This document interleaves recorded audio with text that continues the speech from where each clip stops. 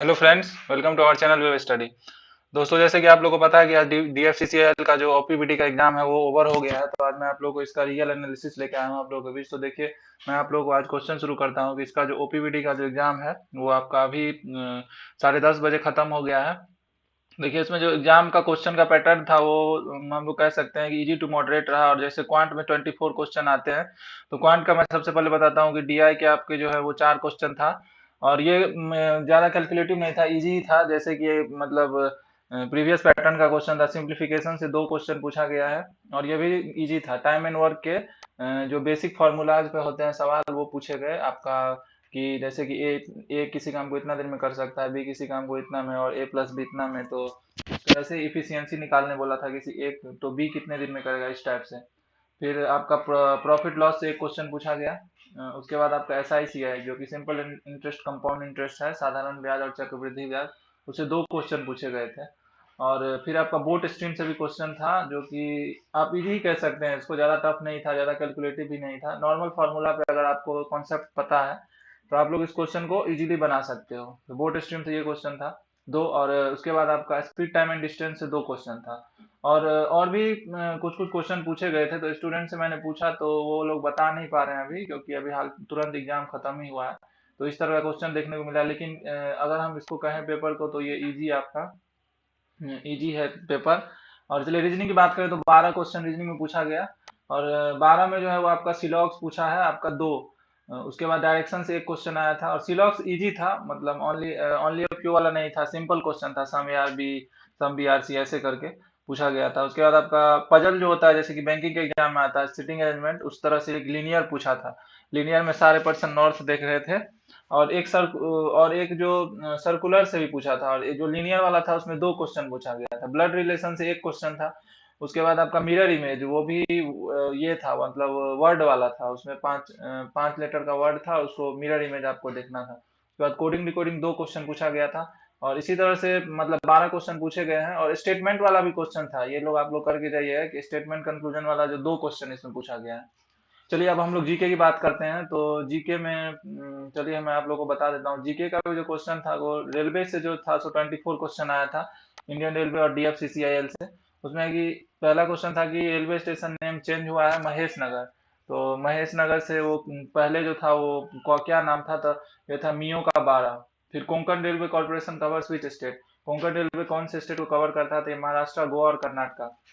उसके बाद दिल्ली मेट्रो का एस्टेब्लिशमेंट ईयर पूछा था और डेट के साथ। तो 3 मई 1995 को डीएमआरसी का जो था वो एस्टेब्लिशमेंट हुआ था। उसके बाद head quarter of south western railway, तो ये आपका हुबली में है, जो कि आप लोग को पता है मुंबई में पड़ता है। तो साउथ वेस्टर्न रेलवे का हेड क्वार्टर हुबली में। उसके बाद first railway station of the country, ये बोरी होता है, बोरी है, ये पूछा था। बोरी बंदर, जहाँ से आपका ट्रेन चला था, बोरी बंदर टू ठाणे, वही ये पूछा था, 1853 में चला था। उसके बाद आईआरसीए जो है वो आपका किसके अंडर आता है, तो इंडियन रेलवे में आता है। और आईआरसीए का फुल फॉर्म पूछा था इसमें। आईआरसीए स्टैंड फॉर, तो इंडियन रेलवे कॉन्फ्रेंस एसोसिएशन इसका फुल फॉर्म है। तो एक्रोनिम जो भी है वो लोग आप लोग देख के जाएगा। उसके बाद देखिए, रेलवे का जो सेकंड डबल डेकर एक्सप्रेस उदय एक्सप्रेस है, वो कहाँ से कहाँ तक चला था, विशाखापट्टनम से विजयवाड़ा। उसके बाद जो आपका महात्मा गांधी का जो आपका वो था बर्थ एनिवर्सरी पे, बर्थ एनिवर्सरी में जो कम्युनिटी डे आपका मार्क किया गया इसको रेलवे बोर्ड के द्वारा। उसके बाद देखिए, सॉफ्टवेयर जो है वो help in keeping track of complete rail network, E Drishti. E दृष्टि सॉफ्टवेयर जो है वो आपका रेल नेटवर्क का जो ट्रैक मेंटेनेंस है जो भी है उसको देखता है।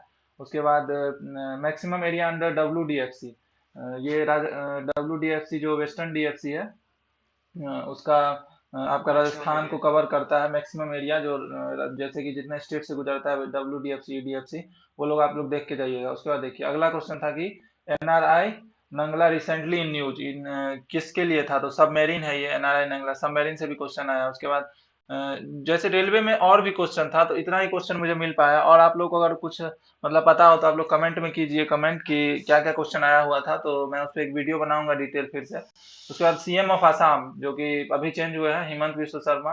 उसके बाद देखिए, कटहल की गंगा, कंथल की गंगा कौन किस नदी को कहा जाता है, तो माही नदी। Longest bidirectional road tunnel है चेन्नई नासरी टनल। उसके बाद देखिए, historical Kannauj assembly related to which ruler, ये जो था कन्नौज वो कहाँ से था, तो हर्षवर्धन जो यहाँ के राजा थे। उसके बाद देखिए, इसमें एक मतलब स्टेटमेंट बेस्ड क्वेश्चन था कि इसमें जैसे दिया गया था कि नीचे में से किसको प्रेसिडेंट नियुक्त नहीं करता है, तो वाइस प्रेसिडेंट को प्रेसिडेंट नहीं करता है। और उसके बाद आपका जो जीएसटी आया वो कौन से अमेंडमेंट में आया है, तो 122वां अमेंडमेंट 2014 में आया है। देखिए आर्टिकल 80 का जो आर्टिकल 80 के अनुसार आपका मैक्सिमम स्ट्रेंथ ऑफ राज्यसभा कितना होगा, तो 250, ये पूछा।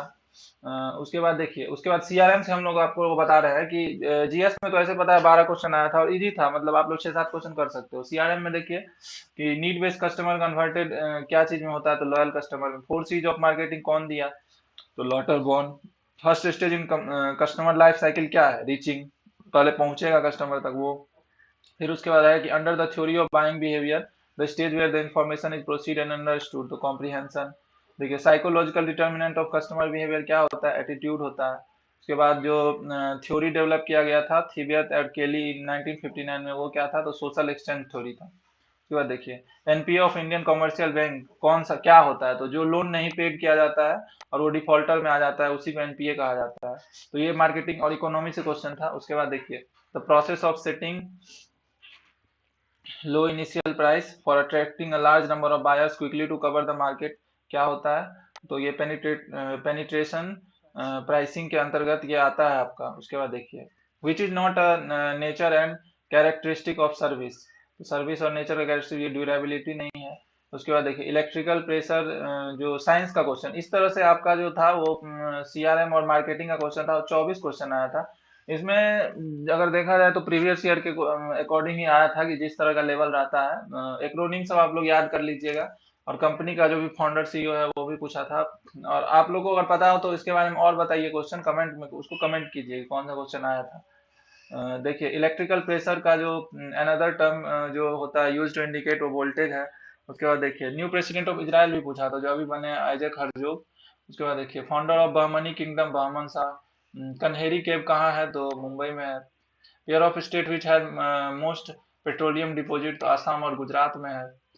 उसके बाद देखिए end dual government in British India through regulating act, ये उस समय कौन था उसका, वो जो गवर्नर जनरल था वो लॉर्ड विलियम बेंटिक था, जब आपका रेगुलेटिंग एक्ट जो कि डुअल गवर्नमेंट का था, द्वैध शासन का, वो खत्म हो गया। देखिए फिर अब है कि electrical appliances in houses are connected in parallel, series parallel कौन सा है, ये ऑप्शन दिया गया था, तो पैरेलल में कनेक्ट होता है। उसके बाद सीवी रमन को जो नोबेल प्राइज मिला था 1930 में, वो क्या चीज के लिए मिला था, तो स्कैटरिंग ऑफ लाइट, इसके लिए उनको नोबेल प्राइज दिया गया था। उसके बाद देखिए कि वेदर अकर, जो मौसम की घटना होती है कौन से लेयर में होती है, तो ट्रोपोस्फेयर में आपका वेदर का सब कुछ होता है। आयनिक बॉन्ड फॉर्मेशन जो होता है वो कौन सा रिएक्शन होता है, तो एक्सोथर्मिक टाइप का होता है। उसके बाद देखिए टेम्परेचर इंडिपेंडेंट इसमें से कौन सा है, उसमें ऑप्शन में दिया गया था मोलैरिटी, मोलैलिटी, इस तरह से नॉर्मेलिटी, ये सब दिया हुआ था। तो इसमें मोलैरिटी आप लोगों को पता है कि टेम्परेचर इंडिपेंडेंट होता है, इसका टेम्परेचर से इसको कोई लेना देना नहीं होता है। वाटर बॉर्न डिजीज, बायो से क्वेश्चन था आपका, कॉलेरा होता है, ये वाटर वाटर से हो जाता है। तो इस तरह से क्वेश्चन था, और लगभग एक तरह से कहा जाए तो पेपर आपका इजी टू मॉडरेट रहा। और क्वांट में तो आप लोगों को बता ही दिया था कि ऐसे डीआई से था, simplification, time and work, profit loss, simple interest, compound interest, और बोट स्ट्रीम हुआ, रीजनिंग, रीजनिंग से भी क्वेश्चन। तो चलिए आप लोगों को सेकंड शिफ्ट के लिए ऑल द बेस्ट, और आप लोग जाइए और अच्छे से एग्जाम को फोड़ के आइए। और वीडियो अच्छा लगा तो चैनल को सब्सक्राइब कीजिए और लाइक कीजिए। और आप लोगों को सेकंड शिफ्ट का भी रिव्यू मैं लेके आऊँगा बहुत ही जल्द। और चलिए आज तक के लिए थैंक यू, और वेब स्टडी को सब्सक्राइब कर लीजिए आपको रियल टाइम एनालिसिस के लिए। Thank you.